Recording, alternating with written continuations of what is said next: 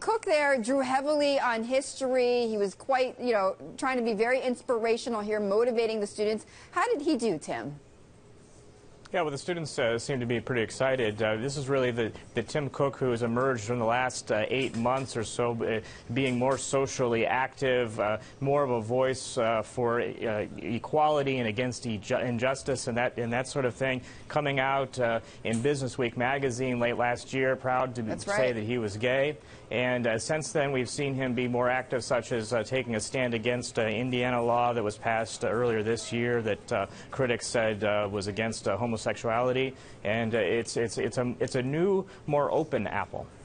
It is a new, more open Apple, and as you say, a new Tim Cook as well. So, he's always going to be compared, of course, Tim, to his predecessor, Steve Jobs. And I can't tell you how many CEOs, business leaders continually refer to that Stanford speech back in 2005 that Jobs made. And I want to play for our viewers part of that inspirational speech.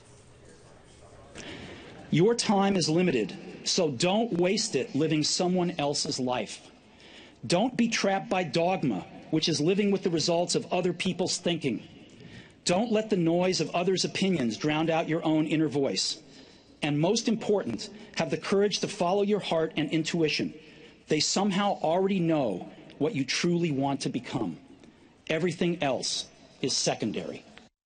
So is that the speech by which Tim Cook will always be measured by? Well, I think Tim Cook is oftentimes only measured by his predecessor, and that's kind of the curse of being Tim Cook. Yeah. But if you look at yesterday's speech, there was some echoes of that, of Steve Jobs' belief that you can change the world. And that's what Tim was really saying to these students, was that the old idea that you have to choose a profession over doing good are no longer the case. And he was urging these new grads to go out and find jobs that would allow them to also do well. And did he say anything that was worthy of you writing about in terms of Apple products? Well, he did suggest that if students didn't have Apple iPhones with them, that they pass their competitors' items to the aisle, and he could recycle it for them. But other than that, no. One interesting side note, he talked about how Apple products have really helped people all over the world, from the blind to people who are in isolation, have more access to technology, and also pointed out that these iPhones now have cameras in them, and puts cameras in people's pockets, so then whenever they see injustice, they can take pictures of it.